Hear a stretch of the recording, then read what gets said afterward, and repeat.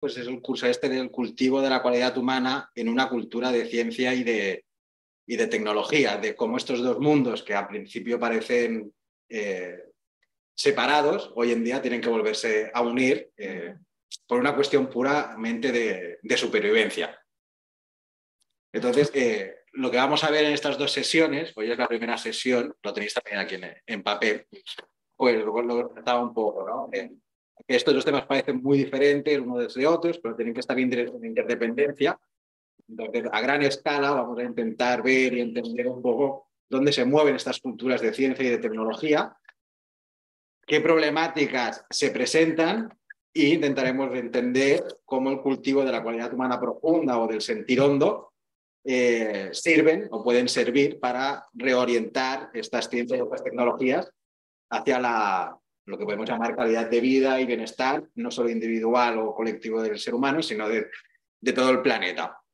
Y la segunda sesión, que será el martes de la semana que viene, pues sí que veremos un poco más lo que venís buscando, que es los casos prácticos de, bueno, no de todas las innovaciones que hay, pero sí de algunas innovaciones que tienen su importancia o pueden tener su importancia a día de hoy, cómo se están utilizando, cómo se están construyendo, qué les falta y cómo todo este cultivo de la cualidad humana nos puede servir para dar esta orientación o cómo este sentir hondo nos afecta a la hora de tener que construir y programar algoritmos, tener que construir y programar máquinas, etcétera, etcétera.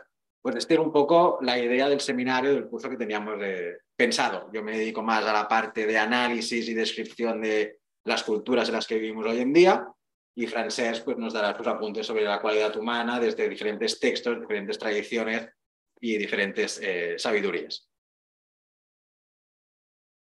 Entonces, empezamos con lo primero, que es la tecnociencia y lo que podemos llamar la ruptura axiológica, en el sentido de cómo la tecnología lo que está haciendo o lo que está llevando es a una ruptura con el sentir y con la forma que tenemos de valorar la naturaleza, el entorno, incluso el propio ser humano, porque tenemos que tener en cuenta que las tecnociencias a día de hoy no afectan única y exclusivamente a la comprensión del entorno, sino que todo con movimientos transhumanistas o con las biotecnologías o con todo el potencial que hay también nos afecta a nuestra propia concepción, interpretación y construcción de lo que consideramos que es el ser humano. Veremos una autora que nos habla del poshumanismo, por ejemplo. Entonces, cómo todas estas ciencias y estas tecnologías también están alterando las comprensiones que tenemos del propio ser humano. Entonces, lo que vamos a intentar ver hoy es un poco esto de la introducción a la problemática actual. No me gusta llamarlo problemática porque veremos que es algo de lo que no podemos renunciar ni prescindir, pero sí que presenta algunos inconvenientes, diríamos. Entonces, esto es el primer párrafo que encontráis en el texto, así que lo podemos leer, que es: nos estamos dirigiendo, por no decir que estamos plenamente inmersos en una cultura donde el papel de ciencias y de tecnologías está adquiriendo cada vez mayor importancia. Cada vez vemos que tenemos más tecnologías, más herramientas que en nuestra vida cotidiana, y no solo cotidiana, estamos aquí con un montón de tecnología, se van invadiendo en nuestras formas de ver, pensar, actuar y entender el mundo. Pero cuando hablamos del papel de las ciencias y de las tecnologías, hacemos referencia a los datos, información y conocimiento que nosotros adquirimos a través de estas herramientas. Y sobre todo hay que tenerlo en cuenta que es una retroalimentación constante. Cada vez irá a más, a más, a más, a más, y cada vez tendremos más información, más conocimiento y un montón de cosas. Hoy, por ejemplo, he visto, y todo se va haciendo también como en procesos de juegos. Hoy he visto una aplicación para gente joven que era a través de los Pokémon, que todo el mundo sabe lo que es los dibujitos estos, que era una aplicación que te medía los ritmos de dormir, el sueño, y contra más durmieras, pues más Pokémon tenías, ¿no? Entonces te hace pensar en la idea esta de no de estar durmiendo mucho, sino de a ver cuántas horas duermo, voy a contabilizar las horas que paso durmiendo para conseguir más cosas. O sea, todo es una cuestión de ganancias, premios, etcétera.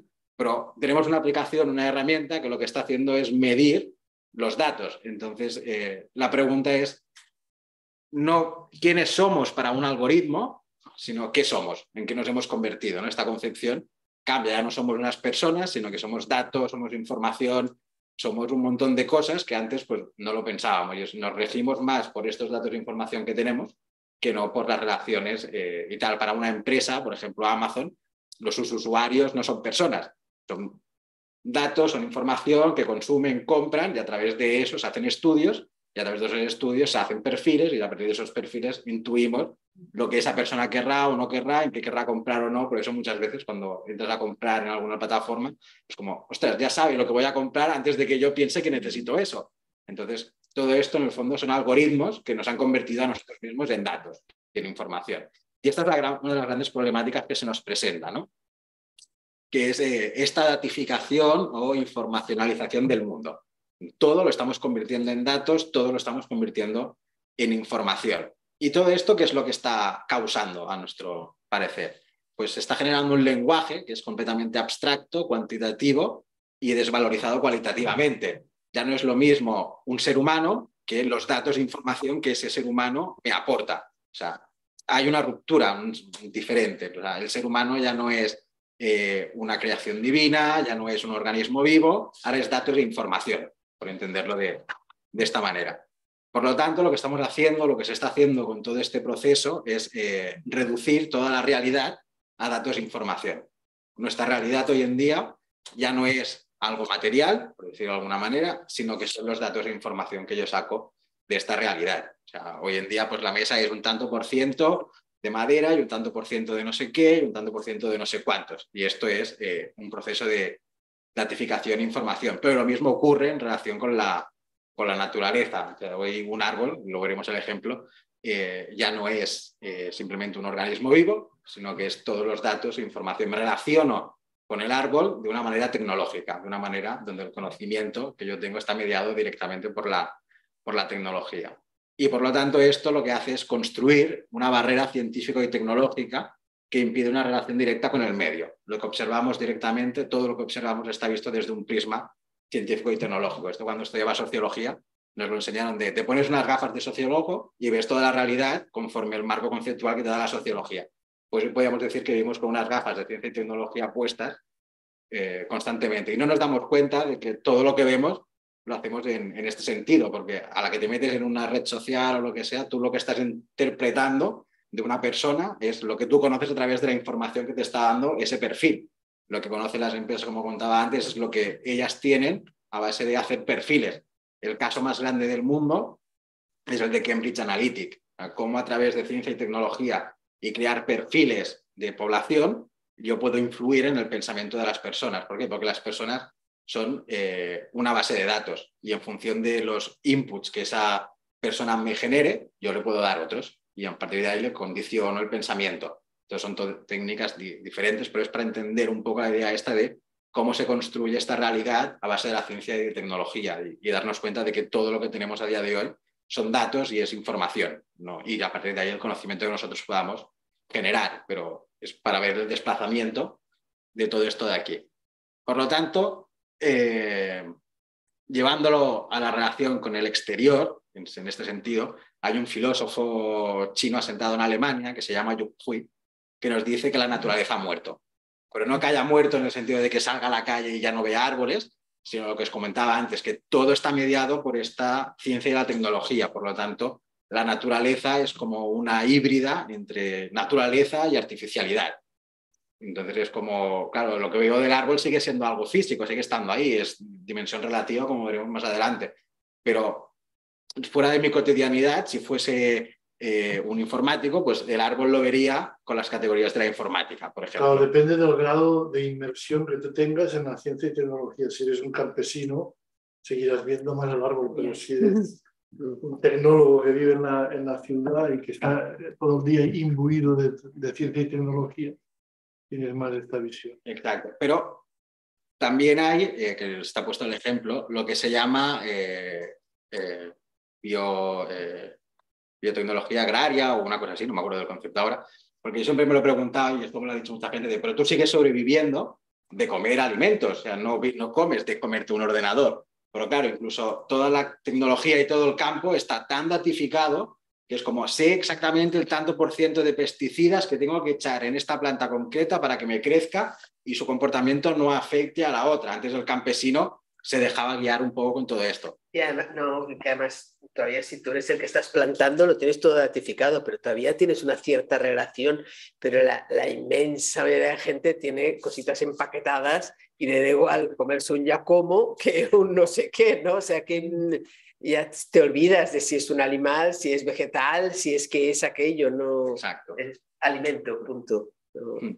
Claro, pero incluso yo lo veo como si eres un agricultor a pequeña escala, como yo tengo compañeros que viven de sus cultivos, ellos sí que tienen esta relación súper axiológica, directa, no mediada por la ciencia y la tecnología.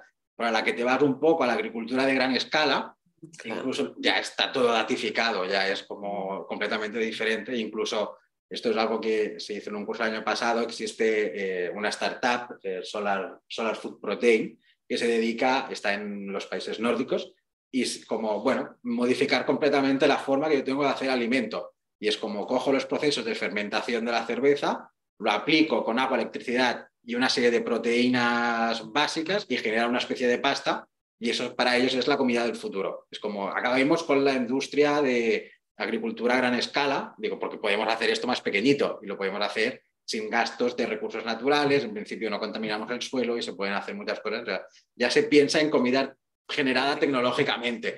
Bueno, no sería artificial, porque en el fondo todos los elementos son naturales, pero aquí estaría el debate, por eso es natural artificial, está en esta línea. Y por último, el problema más serio que se presenta en estas sociedades o con todo este proceso es que se da prioridad al sentir superficial, que nosotros aquí en CTR o que Corbí define como el sentir de la supervivencia, el básico, el de comer, y no se le da prioridad al sentir hondo o a la dimensión absoluta. Esto ha quedado completamente o en el ámbito privado o en el ámbito personal o ha caído en el olvido, como podemos ver, de muchas personas jóvenes, aunque tengan ese interés porque es algo que es propiamente humano, tienen eso, no saben cómo tematizarlo, no saben porque vivimos en un periodo histórico donde esto ha quedado completamente rezagado en el olvido. Por lo tanto, este proceso, que no lo podemos revertir porque técnicamente somos una especie animal lingüística y tecnológica, no podemos renunciar a todo este proceso porque gracias a todos estos procesos de avance tenemos electricidad, tenemos internet, tenemos gente que nos está viendo a distancia y por lo tanto puede participar de estas sesiones sin tener que desplazarse. Y sin renunciar a toda esta barrera, ¿qué podemos hacer, no? Hay el padre de la cibernética, que es Robert Weiner, os he puesto aquí, lo de somos esclavos de nuestra técnica. Claro, él dice, durante todo el desarrollo humano, la técnica ha ido evolucionando conjuntamente con la propia humanidad y nos hemos hecho súper dependientes de la tecnología. Y él mismo plantea que esto nos ha modificado tanto que ya no podemos volver atrás, que lo que tenemos que hacer es construirnos un futuro a través de entender cómo funcionan estas tecnologías. Claro, Weiner lo aplica, él entiende que el mundo se manejará a partir de ahora entre los conocimientos y la información de humanos con máquinas, máquinas con máquinas, y como todo esto nos está afectando. Y hoy en día pues, vemos, por ejemplo, como el uso de Internet y tal a la mente de las personas más jóvenes se está condicionando a no me hables más de 10 minutos de un tema porque voy a desconectar a los 4 o 5 minutos que ya llevamos, ¿no? Entonces, ¿qué podemos hacer con todo este proceso? Hay un elemento que aquí has dicho antes, un poco tácitamente, se ha entendido lo que has dicho antes, que quizás estaría bien explicitar, que es el tema de la aceleración que supone la ciencia y la tecnología en las personas y las consecuencias o desajustes psíquicos o desafíos que generan esta aceleración. Bueno, la adaptabilidad al cambio, Sí, hablaríamos. sí, exacto. La ciencia y tecnología, como producen muy rápidamente, cada vez más rápidamente, entonces generan angustia, generan miedo, y esto está a la orden del día. Sobre todo en los adolescentes. Sí. Eso es lo que está pasando.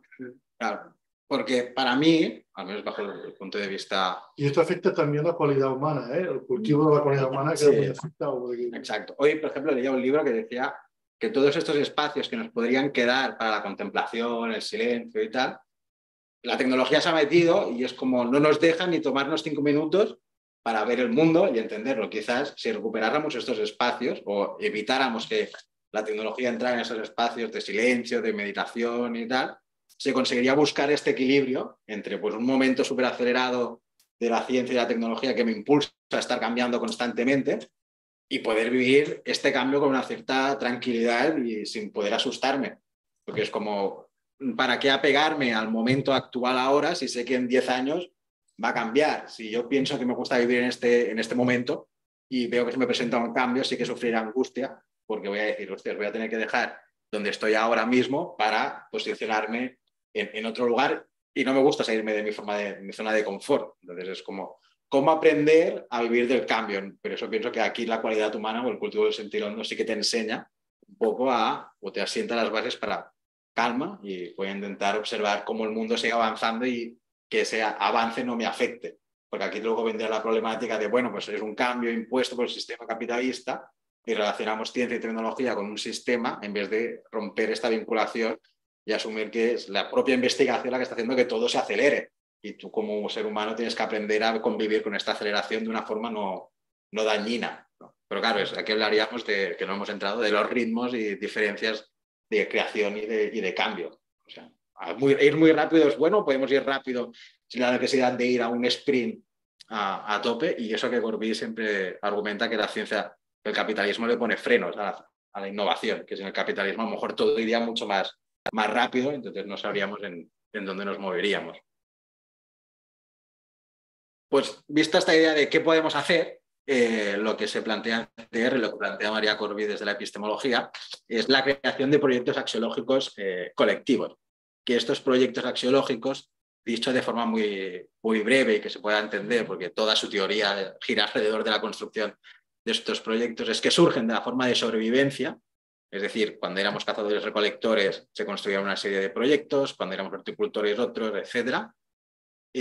Que son narrativas axiológicas que permiten otorgar un sentido y orden al mundo y organizan al colectivo, que sería la esferita de la DR, de la dimensión relativa a mi supervivencia. El PAC se dedica a dar este sentido y organizar al colectivo, y aparte a tematizar el cultivo de la cualidad humana o del sentir hondo de la dimensión absoluta.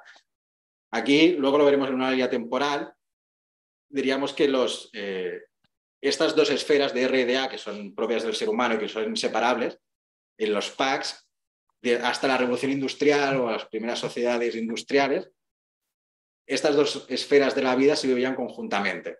De la industrialización hasta el día de hoy, que se empiezan a construir sistemas donde se vuelve a priorizar la unión de los dos ámbitos, que no es que estén separados, pero está muy mal explicado, pero si no es diferente, se necesita, pero durante la industrialización y todo este proceso, una de las dos quedó entre paréntesis, como en el olvido, porque al sistema le interesaba para unas cosas, pero a ideologías que surgieron, pues ha habido este conflicto, ¿vale? Entonces, siempre han estado juntas, pero la cosa es que antiguamente estaban tematizados los dos, hoy en día no están tematizados, y las propuestas que se hacen en una sociedad de ciencia y tecnología es volver a tematizarlo por pura sobrevivencia, no porque sea algo que nos interese, sino por sobrevivencia, porque somos humanos y lo podemos hacer.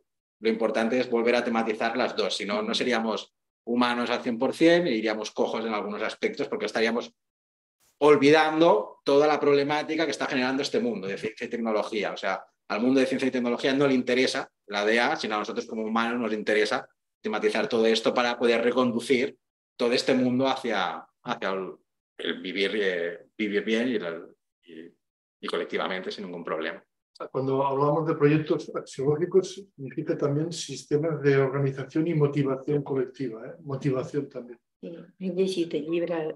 Els dos se n'han passat la epistemologia axiològica. Ah, vale, ya lo sabemos. No, como ya las vi que venía lo de la lectura del Marià, era como, De saber... sé que están metidas en el mundillo y entonces no me tengo que explicar Pero mucho. de saber... Vale. Imagino que No, sí. porque a veces axiológico la gente dice, ¿qué es esto? Y cuando la persona me dijo que se estaba leyendo la epistemología, digo, pero bueno. Però amb aquest llibre una vegada surt el Marià que diu que la ciència és una cosa bona, no? I la tecnologia també, però si no es fa en aquest sentit de que la persona sigui més persona i aprofunditzi en aquesta qualitat humana, malament. Anem malament. Un equilibri. I sentint tot això, estem en una societat que per comptes del que anem tenint, que va sorgint i que ens fa evolucionar tan de pressa, el que ens fa és viure en un món que, o sigui, estàs enmig de molta gent i malgrat això estàs completament sol. No hi ha relació.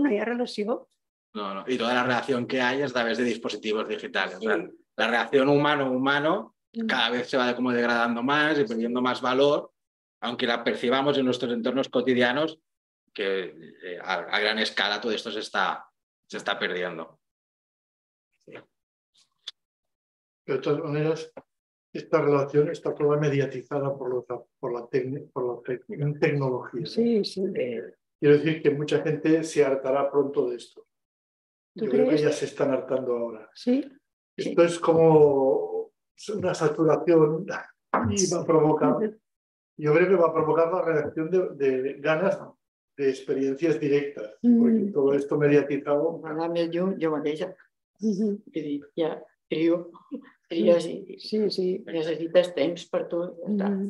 Claro, y todo esto tenemos que tener presente. Tecnología bien utilizada. A mí me Ahora encanta. porque es la novedad y todo el mundo quiere, pero ya veremos dentro La de un tiempo. inteligencia artificial, pero no te crees que me paso el día, ni mucho menos. No, No. no, la tecnología en este sentido entendemos que no es ni buena ni mala, es neutra axiológicamente, aunque aquí dentro de la academia pues hay 50.000 debates que dicen que la tecnología ya al inspirarte unos valores o hacértela cambiar la conducta, pues ya tiene unos valores intrínsecos. Por esto son cuestiones antropológicas que tampoco entraremos ahora en gran detalle, pero nosotros aquí nos posicionamos en la idea de que la tecnología depende del uso que le demos. O sea, en este sentido hubo un caso relacionado con las biotecnologías que es como una persona que no podía caminar, le pusieron electrodos en la columna vertebral y volvió a caminar. Pues ahí es un buen uso para que una persona que ha perdido sus capacidades pues pueda recuperarlas, siempre y cuando esa persona quiera. No la vas a obligar, obviamente, a ponte implantes y tal, sino siempre en esta idea. Pero bueno, muchos discursos de lo que hay hoy en día es que la tecnología es mala también. Es otra guerra más que hay que afrontar dentro de la lucha.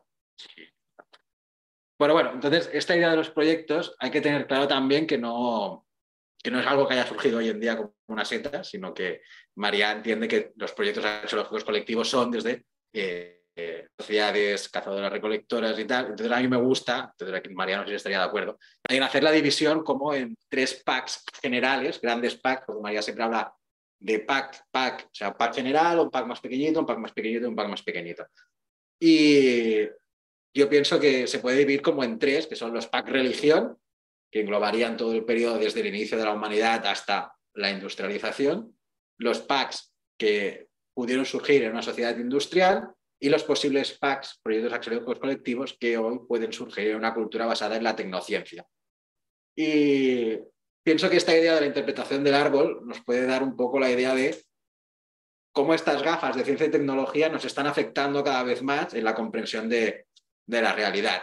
Entonces, en este sentido, en los packs religión podemos entender que el árbol antiguamente pues era como, se podía interpretar como el gran antepasado, como el árbol de la sabiduría, como el protector de los bosques. Entonces aquí hay toda una semiótica y una carga valorativa que le daban al árbol. Entonces ese árbol se convertía pues en el centro de ordenación del mundo. Por ejemplo, si nos vamos a las culturas nórdicas, el Yggdrasil pues era el árbol sagrado donde todo se estructuraba, donde todo tenía un orden, que mandaba cómo se tenía que cultivar la dimensión absoluta, era el símbolo, la figuración de esa dimensión absoluta.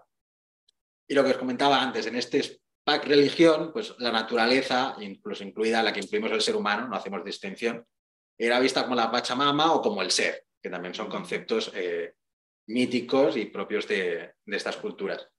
Por otro lado, tenemos los packs industriales y aquí, curiosamente, empiezan a aparecer más definiciones del árbol. Tenemos que desde la ciencia el árbol pues, es entendido como un tronco leñoso más o menos grande que se ramifica a cierta altura del suelo. Dentro de la química vemos que lo definen como una máquina compleja capaz de extraer, transportar y transformar químicamente la materia para alimentarse y crecer. Y dentro de la biología, pues un árbol es una planta cuya información genética le faculta para desarrollarse, producir madera y crecer. Como vemos, el lenguaje ya es completamente diferente. En el otro sí que hay un cierto lenguaje, una cierta valoración de aquello. En cambio, en un pack industrial me estás dando una definición basada en ciencia pura y dura que no me dice nada de la realidad, no me toca ese sentir hondo, como si puede ser el concepto del gran antepasado, que ya se está haciendo de otra manera. Y aquí la idea de naturaleza o tal, pues ya sería vista como un organismo vivo. Ya incluso el concepto de organismo vivo es muy diferente al concepto de Pachamama o al concepto de ser. Vemos cómo esa ciencia y esa tecnología que empezó y la industrialización ya empezó a cambiar un poco esa interpretación del mundo y valoración del mundo. Y hoy en día, en estos packs de tecnociencia, lo que es el árbol me da igual. Lo que importa es lo que conozco a partir del análisis que yo hago del árbol. Es decir, los niveles de oxígeno que puede expulsar a una atmósfera, el tanto por ciento de recursos que podemos extraer del árbol, la información genética que me puede dar el árbol para poderlo manipular, la biotecnología agraria, que es lo que contábamos antes de cómo conocer cada vez mejor el terreno, la tierra para que las plantas crezcan. Ya no es la aventura de los dioses que me producen una buena cosecha, sino es, bueno, la ciencia y la tecnología me dice que hoy es un día perfecto para plantar. Ahora que es abril, en principio, la luna llena de abril es la época en la que se empieza a plantar. Antes lo sabías por los cambios de estación, etcétera. Hoy, pues a lo mejor no es la primera luna llena de abril, sino porque la tierra antes está mejor preparada para lo que sea y por lo tanto puedo hacer el cultivo antes o después.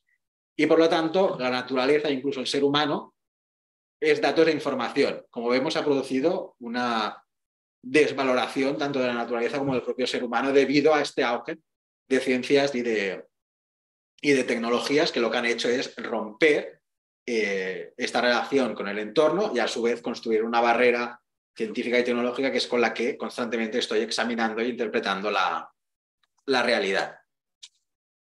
Entonces, la gran pregunta es, ¿existe el problema del olvido del cultivo de la dimensión absoluta? ¿Nos hemos olvidado de este cultivo?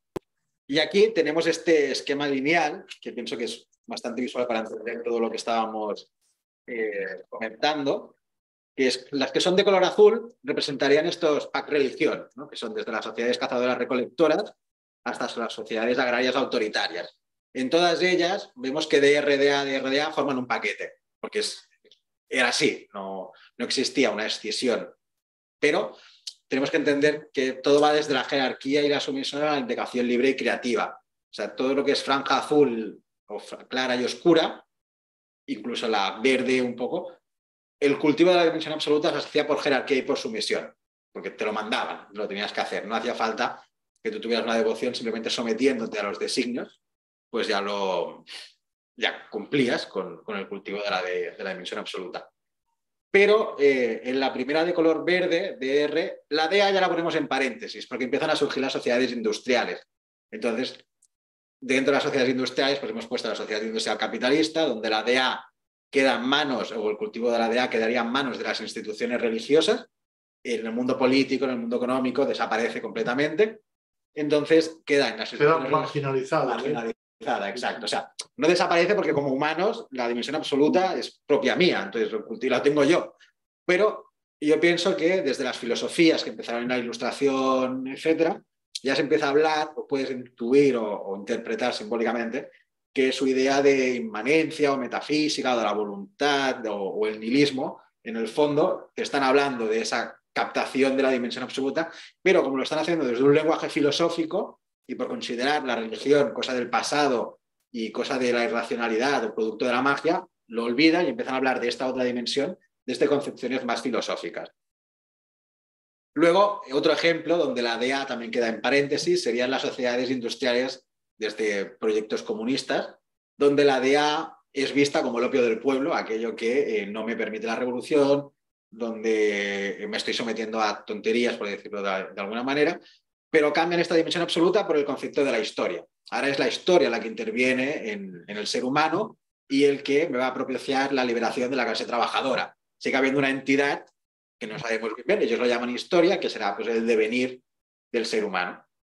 Y luego he puesto el ideal anarquista, porque no tenemos una sociedad anarquista todavía. La DEA también es visto como algo completamente irracional, o sea, todo el colectivo del ideal anarquista es como esto es irracional, pero, por ejemplo, Bakunin habla de la solidaridad universal, de una nueva forma de entender la materia, que también, bajo mi punto de vista, es como, está hablando de esa dimensión axiológica, pero como no quiere utilizar el lenguaje de los antepasados, pues se inventa el suyo y lo habla de esta manera. Y las que son de color gris, diríamos que son las que tenemos hoy en día. Entonces, la primera, DRDA, sigue en paréntesis, es en esta sociedad de la investigación de la información y la explotación, que por mí lo llama IIE. Bueno, las demás siguen existiendo, pero están minorizadas. Sí, cada vez va yendo a menos. En el mundo de la ciencia y tecnología están cada vez más minorizadas. Exacto. Y en esta sociedad de IIE diríamos que la DA es instrumentalizada con fines de bienestar personal o empresarial, por toda esta lógica del mindfulness empresarial, que es como si el trabajador o trabajadora está contento o contenta, pues me será más rentable, hay como toda esta instrumentalización de la dimensión absoluta o de su cultivo a partir de prácticas que sirven más para tranquilizar el ego y que la persona no sea tan que para realmente llevar a este sentir hondo. Luego es muy interesante ver cómo en Japón sí que intentan recuperar, por eso ya no está en paréntesis, porque sí que lo tematizan, la sociedad 5.0, que es lo que ellos llaman. Ellos hablan de la necesidad del codevenir humanos, volver a ser humanos, y ellos lo hablan directamente desde recuperar o poder reinterpretar los textos de Dogen y Kukai, de budistas, ¿no? Que son los dos, pues cómo a partir de una relectura, reinterpretación de esos textos puedo hacer que mi sociedad sea más feliz, porque ellos hablan de una sociedad centrada en las personas y en el bienestar personal. Ellos, con la idea de felicidad, aún siguen tematizándola y llevándola un poco a la estabilidad y rendimiento económico. Pues como si la empresa o el trabajador es más contento, esto va a reproducir un 35% más de beneficios, lo tienen súper calculado. Entonces también hay como, quiero que mi sociedad sea más feliz, pero en el fondo también hay como esta instrumentalización, pero ven la necesidad de recuperar este cultivo, que no lo hacen.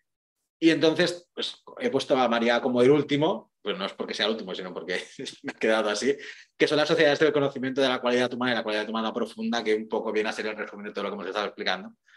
Pues son sociedades que necesitan recuperar, tematizar el cultivo de esta dimensión absoluta para el bienestar y calidad de vida. Perdona, y todo esto, la diferencia que pondrías entre cuando pones barra y DRDA en paralelo o en paréntesis quiere decir de alguna manera como que no se contempla, o sea, la diferencia entre el paréntesis y la barra. Es que la barra sería que todo forma un paquete donde está todo tematizado y no hay una división, y en paréntesis es como para tu vida privada lo que tú quieras, para un nivel más no te hace falta. Vale.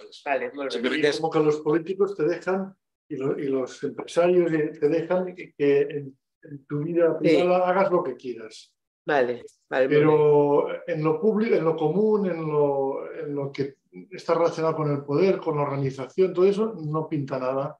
Más que la sumisión de la gente, esa vida privada. O sea, aquí también hay que poner la funcionalidad de las instituciones religiosas al servicio del capital, del poder, de las empresas, al servicio de no instancias críticas, sino al servicio de, aunque a veces han jugado el papel de instancia crítica, pero muy marginalmente, no les hacen cosquillas al capital. O sea, hay como un pacto tácito, esto lo dice María, que en las sociedades industriales permiten a las instituciones religiosas gestionar el ámbito de la DEA, ¿no? Esto lo dejamos a vosotros, pero siempre que no moleste el pacto general, por decirlo así, ¿no?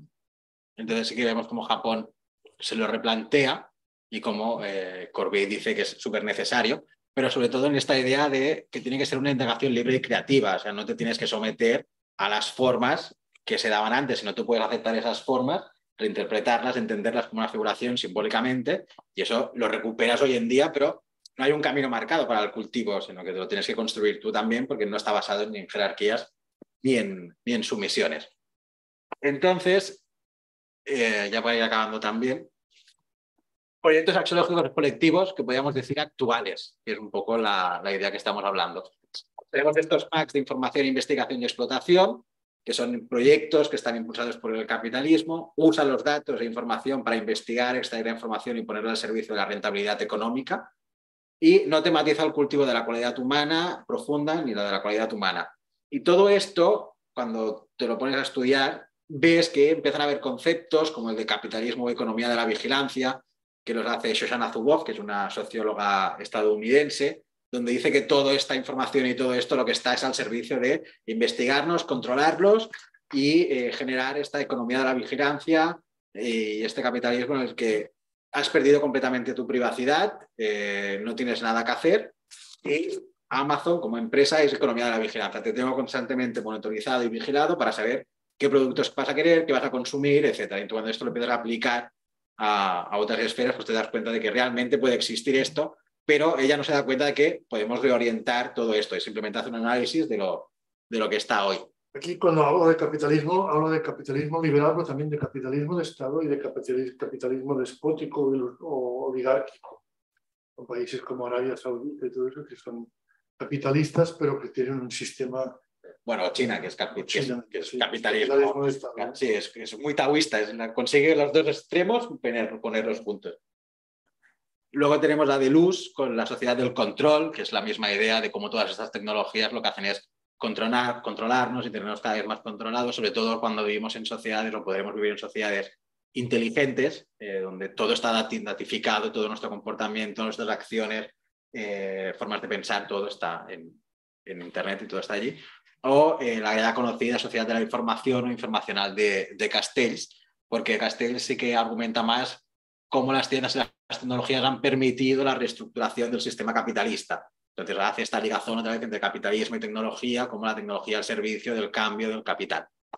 Y por otro lado tenemos los packs de sociedades del conocimiento, sociedades en plural porque ya integra una visión intercultural, donde no hay un único modelo social, sino que puede haber una pluralidad, que también me voy a la línea de que María dice que los packs tienen que ser completamente heterogéneos, que no puede haber, o sea, el capitalismo lo que busca es la homogeneidad de todo, y con estos packs de sociedades del conocimiento lo que se busca es una gran diversidad en la explosión de ciencias y tecnología. Y para mí estos packs sí que llevan intrínseco las siguientes preguntas, que es ¿qué hacemos con el conocimiento? Lo ponemos, o sea, ¿qué uso le damos? ¿Qué uso también le damos a las ciencias y las tecnologías? O sea, ¿para qué las construimos? ¿Y para explotar y rentabilizar económicamente el entorno o para garantizar una cierta calidad de vida, un cierto bienestar? ¿Cómo las orientamos? En la misma idea de las orientamos para convertirlo todo en este capitalismo de la vigilancia o las orientamos para, a través de la datificación e informalización de todo, construir un mundo donde a la mínima que me pase algo ya haya una conexión y automáticamente pueda venir una ambulancia. O sea, se presentan muchas ideas y plantean esta necesidad de recuperar el cultivo de la cualidad humana y de la cualidad humana profunda. Y aquí pues tenemos pues, los modelos sociales 5.0 japonés, los modelos ecotecnológicos de Barker y Erickson, que hay un libro que no lo consigo encontrar, pero te los desglosa en detalle, y la Sociedad de Conocimiento de Cualidad Humana de Corbier.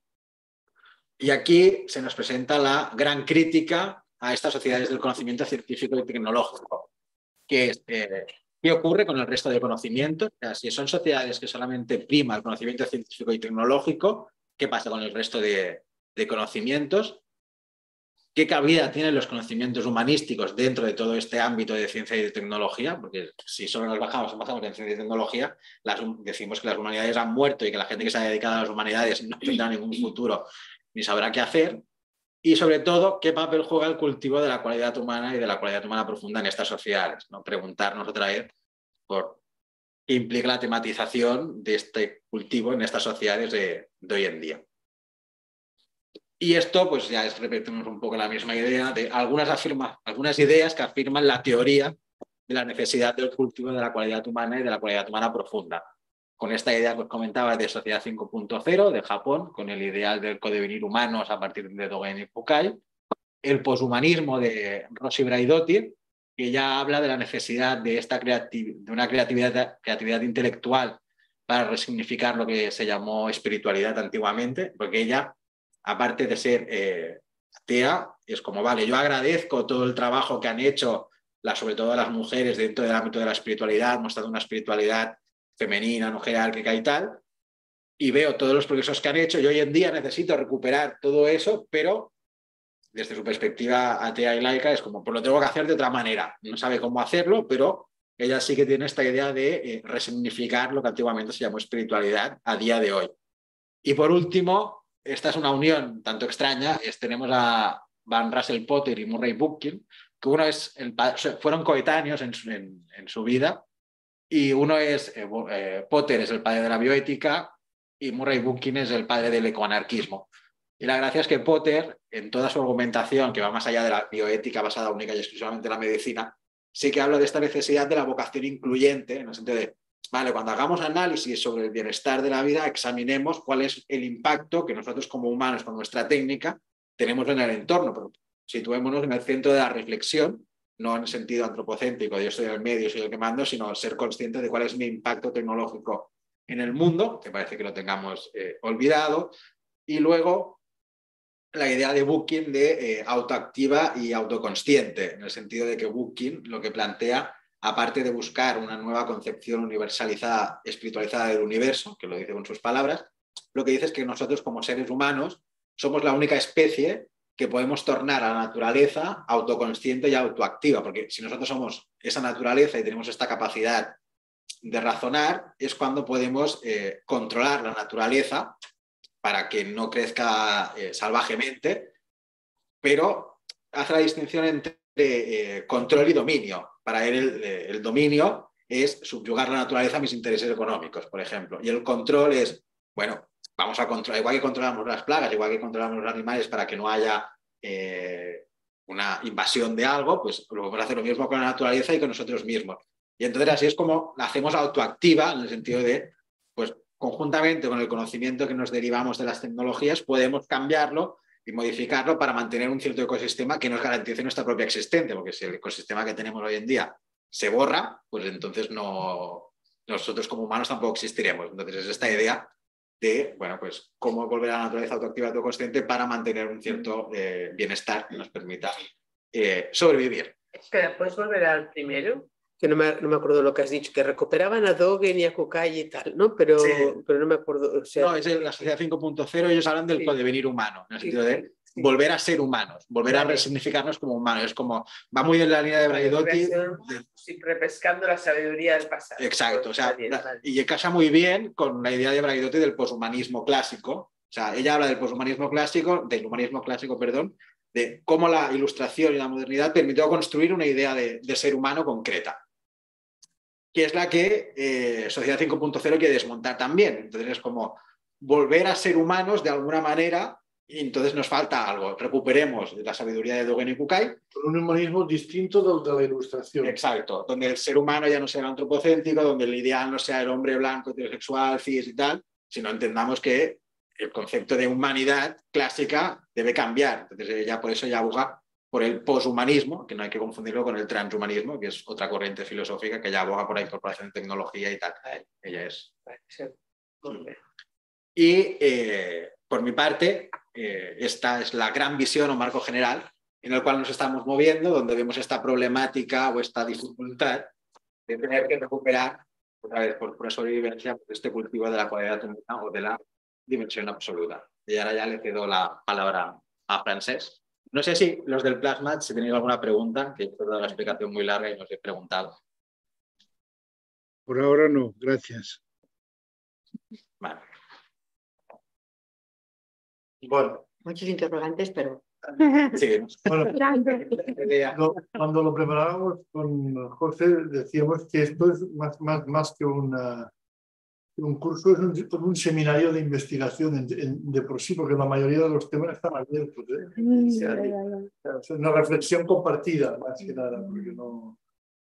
Bueno, el interés un poco es de todas las sesiones, un poco mostrar cómo este tipo de sociedad científico-tecnológica tiene la posibilidad de cambiar, recuperando un poco cosas que había marginado o había puesto de lado, como es el cultivo de la dimensión humana profunda, ¿no? De la cualidad humana profunda, la dimensión absoluta. Y el primero, si quieres empezar, bueno, esto ya seguramente lo conocéis, pero para título de repaso, hay dos dimensiones en el ser humano que son inseparables, que no podemos escindir, aunque históricamente ha habido intentos de escindirlas o someter una dimensión a la otra, generando pues, procesos de deshumanización. Porque al dividir al ser humano deshumanizas, le cortas algo, lo sesgas. Y aquí estas dos dimensiones que están aquí planteadas de esta manera gráficamente, quiere decir que son dimensiones armónicas que se alimentan la una a la otra, se enriquecen la una a la otra. Una es la relativa, que es la dimensión del ser animal, ser humano animal, que tiene que responder a necesidades y que se relaciona con el entorno a través de la sensibilidad y de los sentimientos. Y esto siempre, cualquier ser humano, en cualquier época de la historia, cualquier ser humano tiene esta realidad. Y otra realidad es la dimensión absoluta, que tenemos todos los seres humanos, que es una dimensión nueva, bueno, nueva en el sentido en relación a otras especies, porque nos plantea la posibilidad de una relación gratuita con la realidad. O sea, de descubrir esa realidad desde un sentir profundo que no instrumentaliza. Que no instrumentaliza la realidad, que no la usa solo en beneficio propio, sino que es capaz de tener una relación gratuita con esta realidad. Y al tener esta relación gratuita se maravilla de esta realidad, se enamora de esta realidad, se emociona con esta realidad y le llega a lo más hondo. No es simplemente sensibilidad y sentimiento, esto es más animal, está también ahí, y está más predeterminado genéticamente. En cambio, la relación absoluta con la realidad no está tan predeterminada y podemos ser más creativos, más... Y esto es interesante, ¿no? Seguimos con el siguiente y aquí palmamos un poco con la definición que María da a la dimensión absoluta un poco y al cultivo de la cualidad humana profunda, que son dos tríadas, dos conceptos, IDS y ICS son acrónimos de IDS es interés, distanciamiento y silenciamiento, y después veremos ICS que es indagación, comunicación plena y servicio mutuo, un poco. Ahora que quizás nos interesa más, esta es una dimensión, digamos, esta primera tríada es más, si queréis, más individual, aunque la palabra no me gusta, más del humanismo interno. Y la otra es más del humanismo relacional, más social. Perdón, Corbier, en sus últimas obras, afirmaba que IDS, esto es de raíz animal, que esto lo hacemos porque somos animales que lo puede hacer en este sentido. O sea, todo animal se interesa por la realidad de una cierta manera, todo animal se distancia de la realidad y todo animal se silencia si es un depredador. Lo que pasa es que nosotros tenemos que preguntarnos cómo hacemos esto, que aquí es donde entraría la creatividad. Y bueno, después veremos un poco, que casi pasamos al siguiente. Sí, lo que pasa es cuando dices a nivel individual, o sea, de hecho es un trabajo desde ti o una actitud desde ti, pero en relación a cómo estás situándote de cara a la realidad, ¿no? Tanto, ya que no es de ti para ti, es desde ti, pero la distancia que tomas hacia la realidad, el silenciamiento, el interés que tomas hacia la realidad, pero claro, exacto, pero nacen puesto en desde ti. O sea, claro, en qué actitud me sitúo yo aquí, ¿no? Pero claro, no aquí hacia mí, sino aquí hacia el mundo, ¿no? Bueno, pero hacia ti también, porque el trabajo... Bueno, hacia ti también, porque también es realidad, o sea que... ¿no? Y que en cambio sí, claro, el otro es en relación a cómo actúas. Exacto. Sí. La otra tríada, por ejemplo, esta es más, pone el foco más en lo relacionado con el medio, con los otros seres humanos, con la naturaleza, y toda la idea del servicio mutuo es lo que se llama ayuda mutua en otras tradiciones, o la solidaridad, justicia social, la defensa de los más pobres, etcétera, etcétera. Claro, todo esto relacionándolo con la ciencia y la tecnología, ya porque es necesario, o sea, si no lo hacemos desde este interés, distanciamiento y silenciamiento de los patrones o interpretaciones que tenemos, podemos poner la ciencia y la tecnología al servicio del capitalismo, por decirlo de alguna manera, o si realmente cogemos esta actitud de fondo, la podemos poner al servicio de la calidad de vida. No es que estemos instrumentalizando el cultivo, pero sí que te da un soporte para poder coger todo eso y reorientarlo. Estas tríadas en el fondo son utópicas, en el sentido de que no se dan del todo en ninguna parte. Me refiero, por ejemplo, a la comunicación plena es un horizonte, porque no, por ejemplo, un equipo humano en una empresa que trabaja la comunicación plena es un ideal, pero no existen empresas de este tipo todavía. Puede ser que en un futuro existan, puede ser. Como todas las utopías, son utopías hasta que se hacen realidad. Pero de momento no podemos ni las empresas más cooperativas. Siempre hay alguien que se reserva una parte del conocimiento y no activa la comunicación plena. Eso es humano, ¿eh? Somos animales también, no. Pero el horizonte sería de comunicación plena.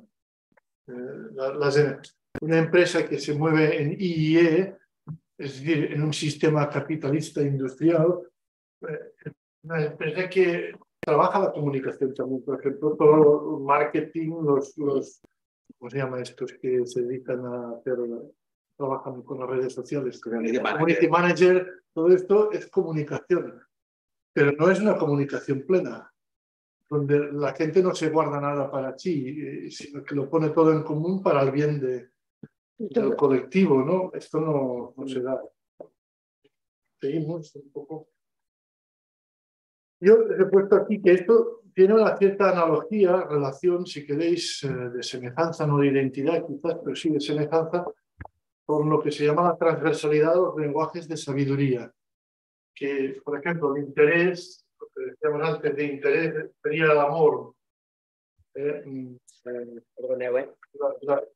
La acción sería el distanciamiento, porque no es una acción cualquiera. En la sabiduría no estamos hablando de la acción instrumental, estamos hablando de una acción sin interés, es decir, desinteresada. Con un interés, si queréis, de un amor que no pide nada a cambio, que es un amor un poco distinto del amor que habitualmente se usa en las sociedades de animales que tienen intereses. Yo te doy para que tú me des, do un des. Una relación interesada, la relación de todas las relaciones sexuales, por ejemplo, son interesadas. No hay ninguna relación sexual que sea de desinterés absoluto, ¿eh? En cambio, en los lenguajes de sabiduría se habla de amor desinteresado, de acción desinteresada y de conocimiento desinteresado. Los tres que corresponden al conocimiento desinteresado es lo que María llama conocimiento silencioso. Porque silencia todos los patrones, todos los modelos, todas las formas. Es un conocimiento sin forma. Y eso solo se da en las grandes sabidurías de la humanidad. Si queréis, en las espiritualidades más profundas de la humanidad o en las místicas de la humanidad. Eso se da.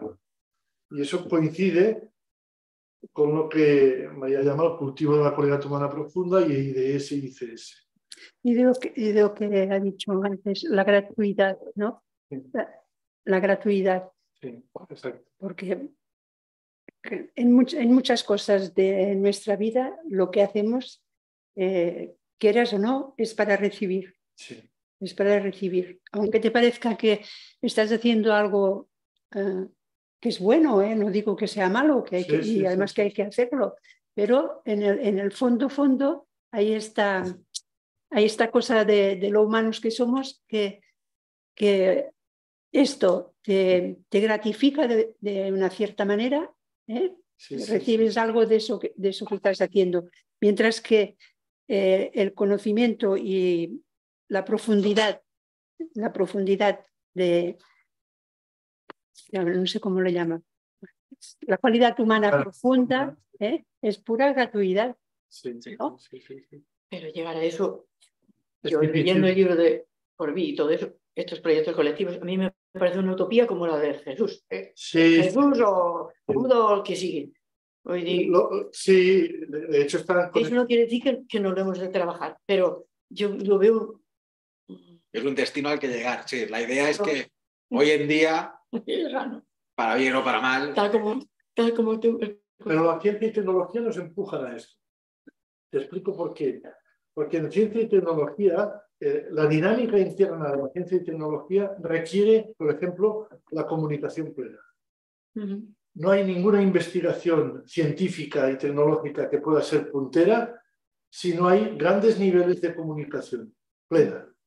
Cuanto más plena, mejor es la ciencia y tecnología. Y contra más interdependiente, también. Entonces, esto significa que esta ciencia y tecnología que a veces nos esclaviza y que nos sume en muchos problemas, nos empuja paradójicamente hacia el desinterés. Porque le interesa a ella, y esto es una paradoja, pero sí, tiene sentido, le interesa a ella para su propia supervivencia no ser egocéntrica. Sí. Romper, cualquier, digamos, situación de enroque, de egoísmo, de solo me salvo yo y los demás que se fastidien. Eso es imposible en ciencia y tecnología. Y entonces la ciencia y tecnología te empuja a compartir cada vez más. Por ejemplo, los mejores descubrimientos en ciencia médica o en química o incluso en matemática o en astronomía son porque las redes de los científicos son abiertas. Cuanto más abiertas, mejor es el descubrimiento, más rápido, más eficiente, más testado, más comprobado, más verificado. Mejor ciencia es. Entonces, como eso solo es posible de la comunicación plena si tienes una cualidad humana profunda, la propia ciencia requerirá cualidad humana profunda. Los científicos con la cualidad humana profunda sería el ideal. Sí, claro. Sí. Porque también se habla de que la ciencia a veces la para, ¿no? Claro, el capital solo hace ciencia de lo que puede sacar un beneficio. Si no puede sacar un beneficio, no hace ciencia. Claro. En cambio, el científico y el tecnólogo puros, si tienen cualidad humana profunda, no van a trabajar solo para el capital. El científico, como económicamente no puede hacerlo solo, depende de la economía. Pero el científico y el tecnólogo tienen interés que no dependa solo de la economía. Ya. Ahí está. Tienen interés que no dependa. Y ahí está donde el cultivo de la cualidad humana profunda, generalizado y tematizado, pueden ofrecer un horizonte no tan utópico, y subrayo lo de no tan utópico, en el sentido de que pueden ofrecer unas posibilidades, pueden corregir los defectos de la ciencia y tecnología y pueden, en el sentido de no estar sometida al capital, y pueden hacer que la ciencia y tecnología sea accesible a todo el mundo. Lo que pasa es que eso tienes que cultivar la cualidad humana profunda. Ese es el requisito, hay que cultivarla. La cualidad humana profunda no es una cosa que aprietes un botón y te venga. Tienes que esforzarte personal y colectivamente para desarrollarla. Y para ello tienes que conocer, por ejemplo, lo que los sabios de la humanidad han dicho en el pasado y ver qué puedes aprovechar tú de eso que han dicho en el pasado ahora, ¿no? Hacer una relectura en el presente. Exacto. Por eso antes hablábamos que hemos pasado de una jerarquía y una sumisión a una indagación y creación libre. De todo esto, que en el fondo esta indagación y creación libre también debería ser la propia indagación y creación libre que la ciencia y la tecnología desarrolle, sin estar sometida a los intereses del capitalismo. Yo no diría del capital, porque podemos imaginar una sociedad con una fuerte inversión de capital en ciencia y tecnología, que es lo que sería lo suyo. Pero entonces, claro, si está sometida a los intereses del capitalismo, no hará esto con interés, distanciamiento y silencio, no lo hará con amor, con una acción desinteresada y con un conocimiento al servicio de todo el mundo, sino que lo hará parcializado, egocentrado para sí mismo, y no desde el amor, sino desde a ver cuánto más y mejor puede explotar el entorno. Entonces vemos como estas propias dinámicas también tienen que estar metidas dentro del propio desarrollo científico. Porque la alternativa para el animal humano, para el DR, para el animal que se mueve en DR, que tiene que comer, es muy peligrosa. Es la destrucción de la especie.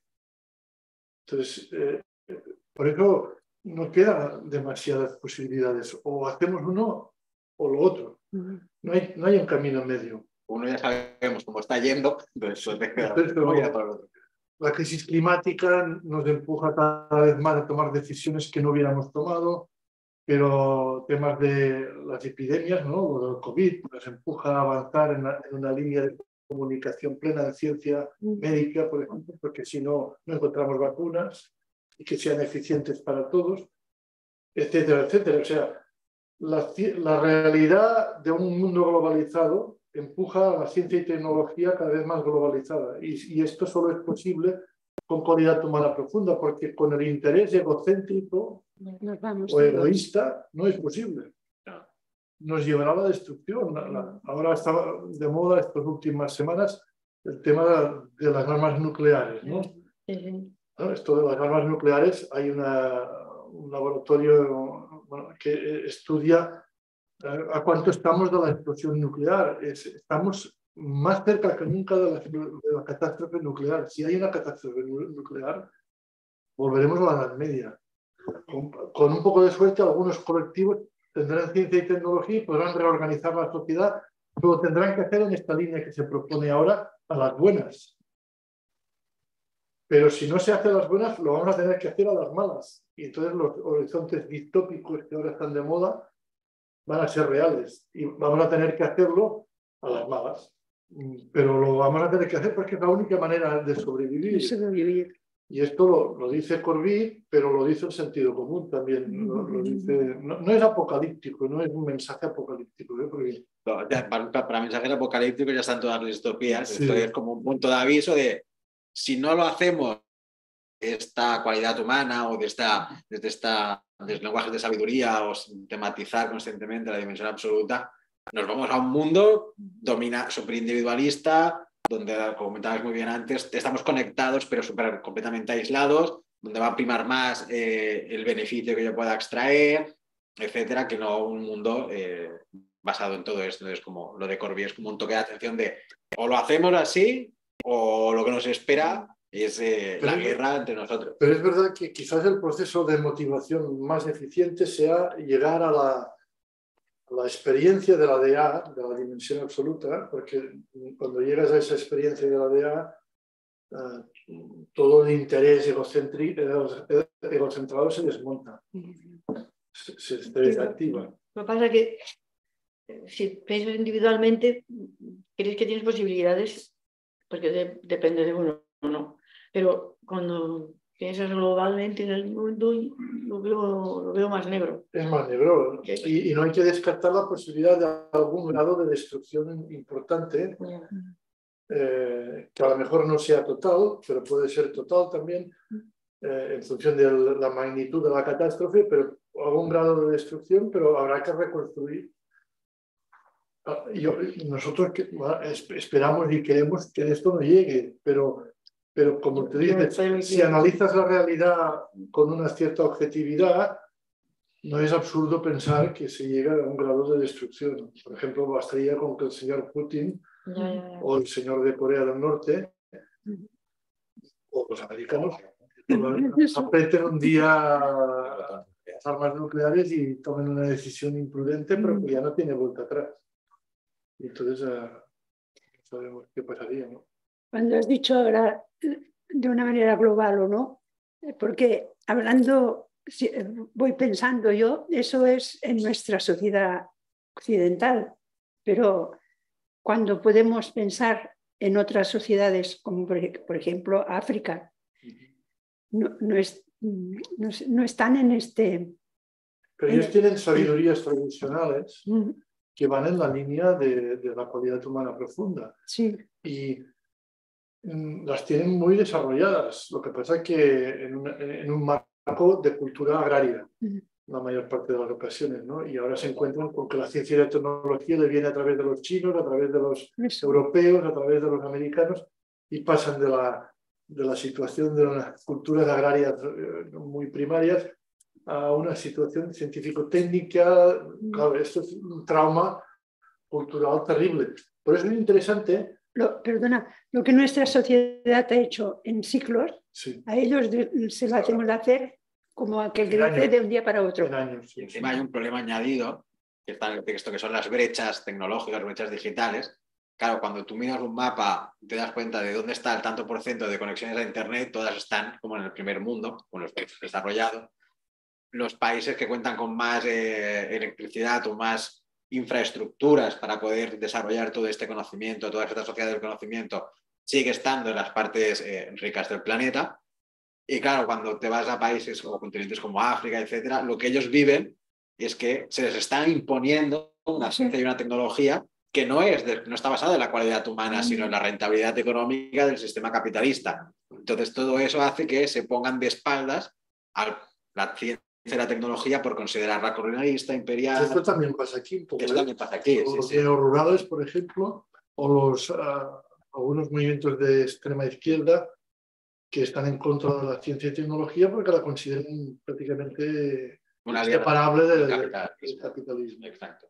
Claro, entonces es esto. Y claro, una sociedad del conocimiento basada en la cualidad humana, o que también lo dice el modelo japonés, es aquella que le da libertad a todas las culturas de construirse su propio modelo. Por ejemplo, Japón dice, yo he diseñado esto, o esta forma de construcción también, pero tú la vas a coger y tú vas a decidir cómo quieres construirlo y en qué te quieres centrar de producción, etcétera. Yo no conozco ni situación social, ni política, ni nada, por lo tanto, yo no te puedo decir cómo lo tienes que hacer. En cambio, cuando observas el modelo que existe hoy en día, que no lo he mencionado, que es el de Industria 4.0, que es el modelo capitalista último, este sí que es como cojo mis fábricas, me las llevo a países en vías de desarrollo, las impongo y que hagan una tecnología como yo quiero que se haga. O sea, no tienen ninguna libertad de creación. Entonces, también vemos este paralelismo entre un cultivo de la dimensión absoluta desde la indagación libre y la creación de ciencia y tecnología de una forma libre, no sometida ni jerárquica a los intereses de las grandes empresas. Pero esto es interesante cuando hay un cambio social, se produce, no hay un cambio mágico que pasas de nada a todo. Hay siempre unos procesos, ¿no? de que ganas una parte de la población, una masa crítica que cambia, después esta masa crítica atrae al resto de la población y a veces pasan muchos años. Lo que pasa es que ahora se ha acelerado todo y ahora los procesos se aceleran de manera vertiginosa. Por eso decíamos que uno de los problemas que hay para tener cualidad humana en una sociedad de ciencia y tecnología como la nuestra, de la sociedad de conocimiento, es el del ritmo. ¿A qué ritmo podemos digerir nosotros la asunción de la ciencia y la tecnología? ¿A qué ritmo? ¿Qué ritmo soporta un ser humano normal de un país desarrollado? Ya no pongamos de país africano, ponemos Europa, mucho peor en África. ¿A qué ritmo puede él digerir los nuevos productos y servicios que se van produciendo, los nuevos avances, los nuevos... Pues es un gran interrogante. Porque... Bueno, sí, pienso que el capital o el capitalismo lo cojuegas con la felicidad efímera, en el sentido de cómprate hoy el iPhone 12, pero en 6 meses, espérate que te vas a comprar el 13. Entonces, claro, es como un consumismo constante que me permite adaptarme a este cambio, porque es como, hoy compro esto, pero me da igual, porque en 10 días va a salir algo nuevo. Pero esto te lo meten desde el consumismo, que tú lo mencionabas en el texto también, como esta idea del consumismo a gran velocidad es lo que está permitiendo que la gente se adapte a este cambio. Pero a la misma vez es como... Te hace esclavo y sí. Es como una situación bastante esquizofrénica, en el sentido de estoy constantemente criticando la ciencia y la tecnología porque va muy rápido, pero el capitalismo con su marketing me permite adaptarme a este cambio y me da igual que en 10 días me tenga que cambiar de teléfono porque asumo que es así. Hay una adicción al consumo y además todos, es curioso, pero el budismo, por ejemplo, en la sabiduría budista habla mucho, esto una de las cosas del silenciamiento del que habla, hemos dicho IDS, interés, hemos dicho distanciamiento y silenciamiento. El distanciamiento, por ejemplo, es la separación del deseo. Pero tú no puedes ser esclavo del deseo. Entonces esto en las universidades de aquí, de Barcelona, en la UAB, se enseña técnicas de investigación motivacional para consumir, para enseñar a consumir más, para hacer publicidad. Para hacer en publicidad se enseña una materia que se llama técnicas de investigación motivacional, que coge una doctrina budista que se llama Pratitya Samutpada, que es la doctrina del origen condicionado de las cosas, que es una doctrina que los budistas inventaron para liberarse del deseo. Ellos le dan la vuelta y le aplican los mismos pasos para generar deseo. Mira, eso no lo sabía. Estoy en el budismo, pero esto... Que los mismos pasos que el Buda o que la sabiduría budista para llegar al nirvana quiere eliminar el deseo, ellos le dan la vuelta, es diabólico. Para conseguir. Para generar deseo y generar en publicidad. Y esto para publicidad. Madre mía. Eso es lo que hablábamos antes de los procesos de instrumentalización que el capitalismo hace en estas nuevas sociedades, de, bueno, pues cojo la tradición budista, monto algo de mindfulness, neuromarketing, sí. Y utilizo sus técnicas para que el esclavo dure más tiempo. Porque el esclavo, si llega a burnout, o sea, si se quema, desaparece del mercado, no lo tengo ya. Pero un esclavo bueno es el que yo puedo hacer que dure mucho tiempo en su proceso de esclavitud. Entonces, y esto es perverso. alerta constantemente para que, Pero porque si no te meten y Claro, si no, lo asumes inconscientemente y luego te das cuenta de, ostras, ¿dónde estoy metido? Esto no me gusta. ¿Por qué? Porque no has tomado ni las riendas de la construcción de proyectos, porque la idea de Corby también es como que cada colectivo tiene que construir su proyecto conscientemente. Entonces, cuando tú te ves inmerso en un mundo que no te gusta, es porque ese proyecto no lo has construido tú, te lo están imponiendo. Y aquí lo que hablábamos antes también de ciencia y tecnología es como, claro, hablábamos de las formas de sobrevivencia y ahora vivimos de la ciencia y la tecnología, pero el modelo que se está manejando es el capitalista y es el que se está imponiendo. No se te está imponiendo una ciencia y una tecnología porque es lo que vive, sino una forma concreta de manejar, sentir el mundo a través de esa ciencia y de esa tecnología, que es la que está pervirtiéndolo todo. Entonces, ¿qué pasaría si en una forma de sobrevivencia de ciencia y tecnología construyéramos packs de cualidad humana donde la ciencia y la tecnología estuviera al servicio? Por eso es bastante utópico. Y es como... Sí, bueno, porque la ciencia y tecnología de por sí trabajan con DR, con la dimensión relativa de la realidad. Entonces, y se utilizan lo cuantitativo, o sea, no tienen nada que ver en principio con lo cualitativo. Y aquí cuando hablamos de sabiduría o de espiritualidad o de cualidad humana profunda, estamos hablando de temas de sentir hondo, de sentir profundo. En cambio, ciencia y tecnología es números. Sí, pero cuando la aplican sí que tendrían que aplicar, diríamos, cuando la hacen, de acuerdo, pero cuando la aplican sí que tendrían que... Entonces sí que... Y como somos animales que tenemos las dos dimensiones, tenemos que tener los dos. Ya. Si somos animales castrados, no sobreviviremos, porque solo con lo cuantitativo no podemos sobrevivir. Y solo con lo cualitativo tampoco. Sí. Si me encierro solo en DA, pero bueno, no voy a vivir. Si me encierro solo en DR, me autodestruiré. Pero estamos muy lejos del problema. Sí, por ese lado no. En algunos momentos de la Edad Media, algunas corrientes espirituales sí que llegaron a la barbaridad de creer que solo vivirían de la DA.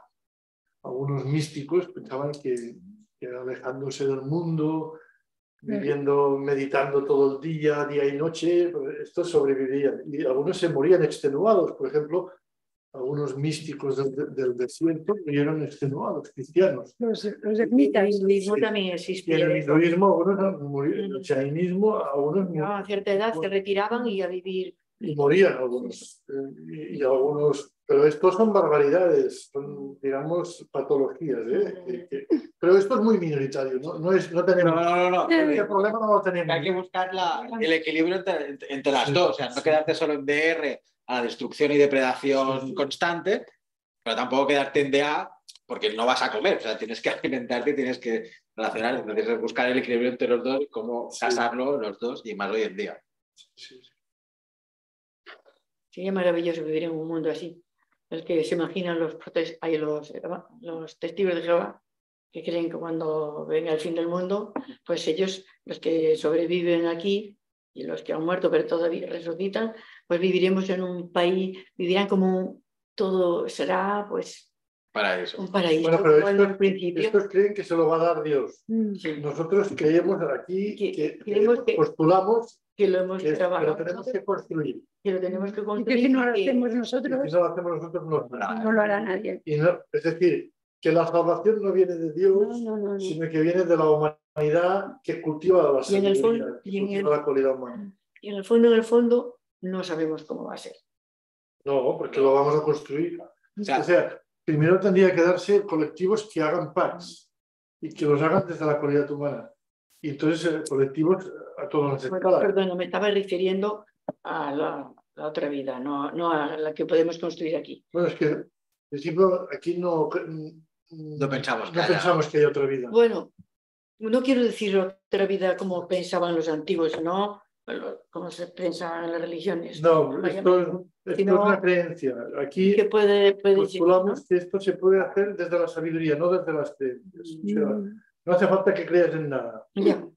Las creencias son útiles para nosotros si las lees de manera simbólica. Pues, por ejemplo, saber que los testigos postulan esto o creen esto es útil para nosotros para decir, es posible crear una humanidad mejor. Como lo han dicho muchos. Como lo han dicho con creencias muchos. Como dice... Pero nosotros sabemos que esta humanidad mejor no nos viene de Dios. nos viene de esta humanidad que tiene que construir paz, tiene que hacer, o sea, tiene que juntarse, trabajar en equipo, comunicación plena, servicio mutuo, indagación y ver cómo lo hacemos. Es lo que tú decías, no sabemos cómo será, no sabemos. Lo que sí sabemos es que lo tenemos que hacer.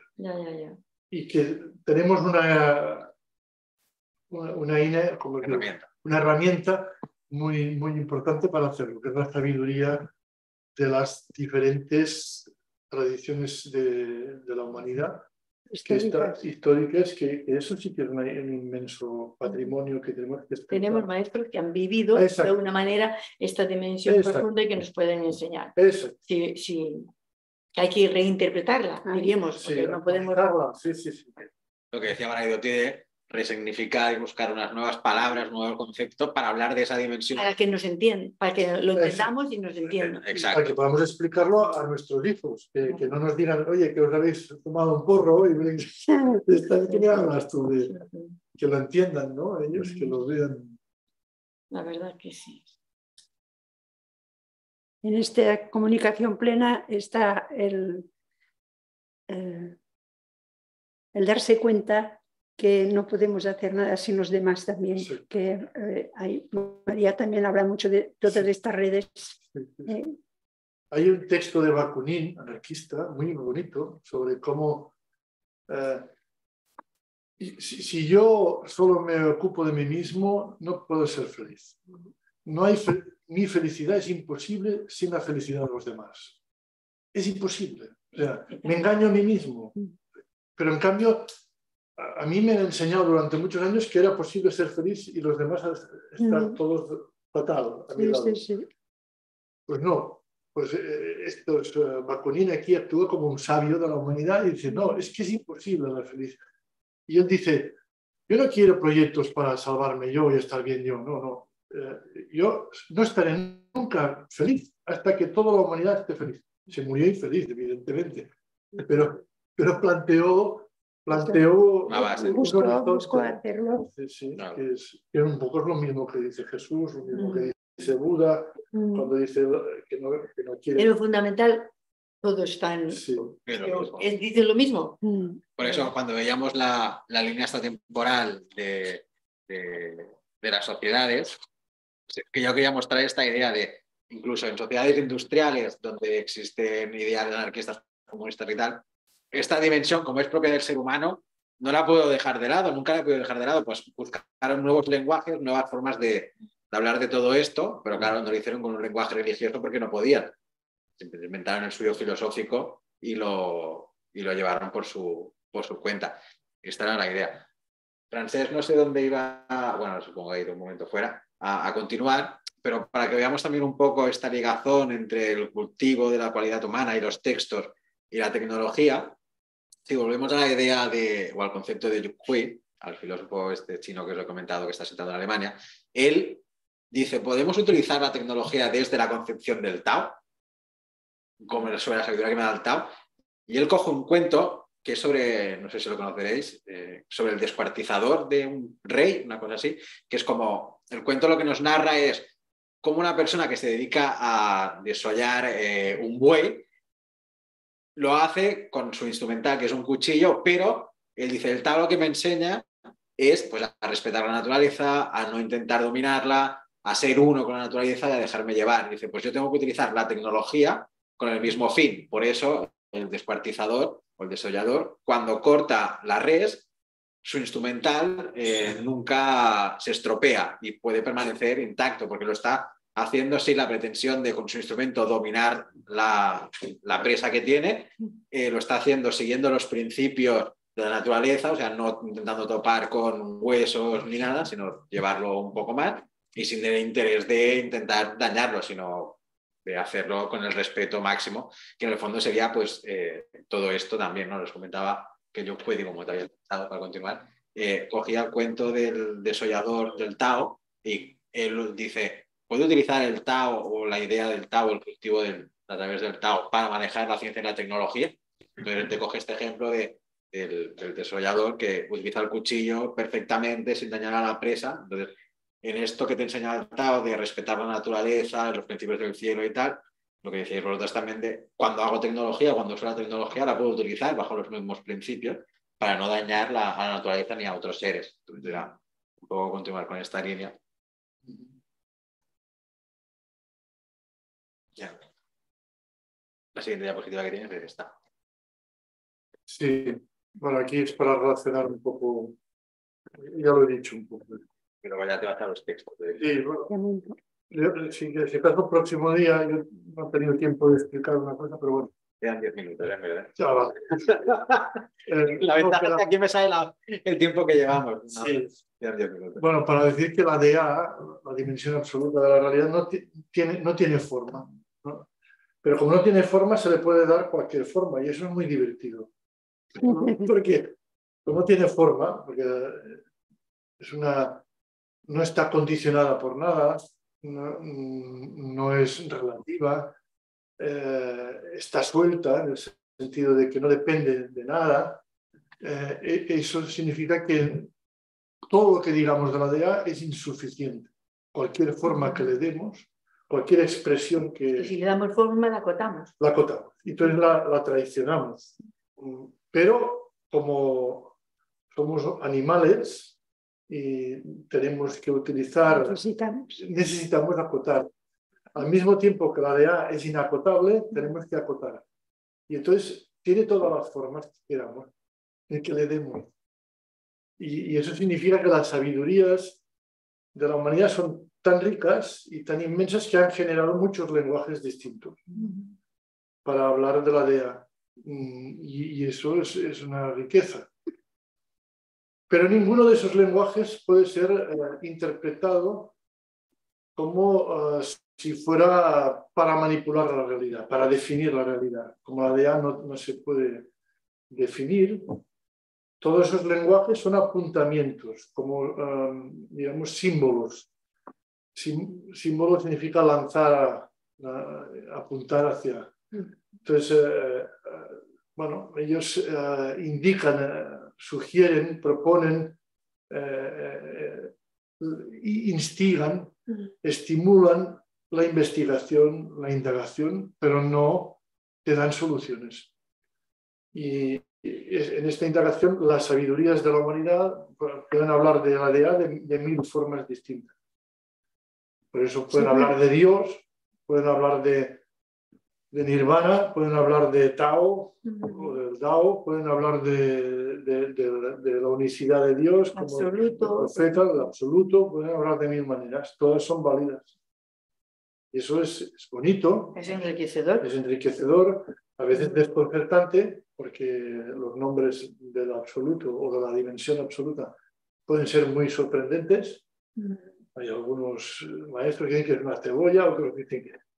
Es decir, que se puede decir desde lo más sublime hasta decir lo que dice el Corán, que los rostros de Dios están por todas partes, ¿no? Cualquier cosa nos habla de Dios. Y eso es importante porque cuando el lenguaje científico-técnico se basa en la navaja de Occam, o sea, en diseccionar toda la realidad y acotarla para poderla controlar, para poderla gestionar, para poderla cuantificar, el lenguaje científico-técnico no tiene otra solución que el sentido unívoco de los conceptos. O sea, una cosa significa una sola cosa, no varias a la vez. En cambio, en el lenguaje simbólico de las sabidurías, un término puede significar mil cosas y nada. Y esto quiere decir que no podemos manipularla. Esto significa que la ciencia y la tecnología nunca acabarán. Porque la realidad es tan inmensa que no. Por mucho que diseccionen, y la cuántica no dice que todo está interrelacionado, que el microcosmos y el macrocosmos están, porque no saben. Porque no sabemos nada. No sabemos nada. El universo se expande. También hemos leído de la cuántica. También es un tema que me gusta. Yo desde pequeña ya siempre me he preguntado, siempre he estado... Y ahora estoy encantada con esta última etapa Pero claro, si te fijas... Pero un deseo mucho más, pero sin agobiarme. Exacto. Sin agobiarme. Pues en astronomía, sin agobiarse, dicen que el universo está en expansión. A ver si me vuelve loca a mí el universo. Pero nadie sabe por qué. Y a ver, los científicos postulan como hipótesis que es porque hay energía oscura Mucha. que lo empuja a esta expansión. Que no se sabe qué. Pero no saben qué es la energía oscura. Entonces, estamos entre muchos interrogantes. Nadie sabe. Es el misterio de los mundos, la dimensión absoluta de la realidad, que no tiene forma, pero las tiene todas. Y entonces esta especie de paradoja es la que dinamiza y que a veces pone en relación lo más concreto de la de R con la de A, tal como la constitución humana está hecha por las dos dimensiones, no es una sola. Entonces, en el fondo todo tiene un sentido muy armónico, pero no lo podemos instrumentalizar. Y ese es el problema de la ciencia y tecnología vistas en plan, digamos, solo de DR, que se cree que puede manipular la realidad, que la puede instrumentalizar, o sea, aplicar un conocimiento, una racionalidad instrumental a la realidad, no funciona así. Y nos lo dicen las sabidurías, pero nos lo dice la cuántica, nos lo dice la astronomía, nos lo dice la propia ciencia, el propio método científico nos lo dice, que se basa en el criterio de falsación, o sea, una cosa que ahora es verdad absoluta y funciona dentro de 2 años es falso. Entonces no hay terreno seguro. Como decía Sócrates, yo solo sé que no sé nada. Y lo podemos decir así todos los días. Exacto. Y eso lo podemos decir si nos estimula a seguir. Esta curiosidad que tú tienes, pues nos estimula a seguir investigando, ¿no? Indagando. Entonces, si esto nos paraliza y nos vuelve a la época de los cazadores recolectores, entonces estamos malos. También hay alguna gente que se decepciona, ¿no? Desanima y dice, uy, qué complicado es todo esto. Sí, eso lo vemos muy, bueno, al menos yo por lo que vengo, con los años que tengo, de dónde vengo, lo vemos muy claro en el tema de la religión que hemos recibido, bueno, lo digo por mí, la religión que hemos recibido. Pasar de la religión que hemos recibido a como hoy se tendría que adaptar a la sociedad de hoy, para muchísimas personas es imposible. Para muchísimas personas es imposible, porque es derrumbar toda una seguridad que ha dado esta religión. Y que psicológicamente no están preparadas para no se puede. Por eso el ritmo que decías tú antes, yo pienso que el ritmo lo irán marcando las generaciones. Sí, porque los jóvenes, la pena es que, como educamos hoy en día a los jóvenes para que utilicen las tecnologías como tienen que ser. Bueno, ahora, para que pueda llegar a estos cambios. Hoy en día se habla de las sociedades que tienen que aprender a aprender. O sea, antes lo recibíamos todo y era como, esto ya sabes cómo lo tienes que hacer, simplemente te tienes que dedicar a reproducir lo que te ha enseñado. Claro, hoy en día es como, vale, arrojamos a la gente y a la juventud o incluso a nuestra cotidianidad una cierta tecnología, pero no sabemos utilizarla. No hemos aprendido a usarla, sino simplemente leyendo 4 o 5 instrucciones de haz esto, esto y esto y esto, ya te irá bien. Pero claro, eso es un conocimiento muy vago, eso es simplemente información. No sabes ni cómo está hecha, ni cómo se utiliza, ni qué recursos le puedes sacar tú a esa tecnología. Entonces es como aprender a manejar todo esto de nuevo. O sea, son sociedades completamente nuevas. Incluso la idea de aprender a cultivar la cualidad humana de una forma no heredada, jerárquica e impositiva. Y aprender a incorporarla en todas las esferas sociales otra vez. Es lo que se propone, que hoy en día no se hace, y donde se está haciendo... Pues pero se va a tener que encontrar un ritmo para poder encajar todo esto, para poder digerir todo esto. Y ahora me viene a mí a la cabeza, valiéndonos de la tecnología, es una manera también de llegar a mucha gente y de poder enseñar esta nueva, porque quizás antes sería mucho más difícil. Ahora hoy en día, para llegar a una gran multitud podemos hacerlo. Ahora puedes Es cuestión colgar. de que el poder se lo proponga. Os lo digo de verdad. El poder, lo que pasa que... Claro, aquí seguramente tú puedes decir algo más. Todo el movimiento telepredicador americano Sí. no deja de ser cómo a partir de los mass media y la información y la comunicación se montan sus grandes shows religiosos a través de la tele. Sí, sí. Y toda Han la llegado información a centenares de miles de personas que nunca hubieran llegado. Claro. Que la herramienta está, la cuestión es cómo la usamos Claro. para dar a conocer todo eso, porque a no ser que estés en una jerarquía religiosa sometido y tal, que te llega el mensaje y lo aceptas, tú no le puedes decir a una persona, oye, cultiva la cualidad humana para manejar todo esto de aquí, pero si nos vamos a ejemplos que no trabajaremos, pero tal, es hoy en día se programan los coches autónomos para que decidan en un accidente de coche a quién atropellan o quién no atropellan. Pero claro, en verdad no lo está decidiendo el coche, sino la persona que está construyendo el algoritmo desde el cual el coche va a tomar, entre comillas, esa decisión de si atropella o no atropella. Pues la persona que tenga que programarlo obligatoriamente tendrá que cultivar la cualidad humana para poder configurar un código que sea mejor o que esté más acorde. Pero claro, todo esto siempre irá cambiando, porque a medida que se vayan investigando más cosas, ese algoritmo tendrá que ir cambiando y por lo tanto la cualidad humana también tendrá que ir cambiando para estar en otras Todo es formas. dinámico, todo es dinámico. Y todo... Exacto. Sí, a mí me preocupa mucho el ritmo, mucho. Y no tengo respuesta, ¿eh? Ya. Porque mucha gente no, yo mismo, pero estoy viendo que mucha gente no digiere bien lo de la aceleración. Y hay muchos desajustes, por no decir patologías graves, psíquicas, provocadas por este problema de la aceleración. Esto habrá que verlo con tiempo y ver cómo se hace, pero porque además en ciencia y tecnología pasa un poco lo mismo que en medicina, ¿no? Y muchas veces en medicina hacen una vacuna y no está bien testada y la testan con la gente. Sí, sí. Pues en tecnología hacen lo mismo, lanzan productos tecnológicos y a ver qué pasa. Pero si se cargan a 30.000 o 300.000 jóvenes en todo el mundo, les da igual. Es un número, es ciencia y tecnología para la explotación y para el beneficio. Les da igual matar simbólicamente, desestructurar, desencajar a 300.000 jóvenes en todo el mundo. Les da igual. Entonces ya corregirán. Cuando vean que hay muchos enfermos mentales provocados por esto, entonces ya van a decir, hay que corregir. Lo famoso, ¿no?, de los científicos, tecnólogos de Silicon Valley, que no dejan que sus hijos usen teléfonos móviles. ¿Quién son? Dice. Los Sí.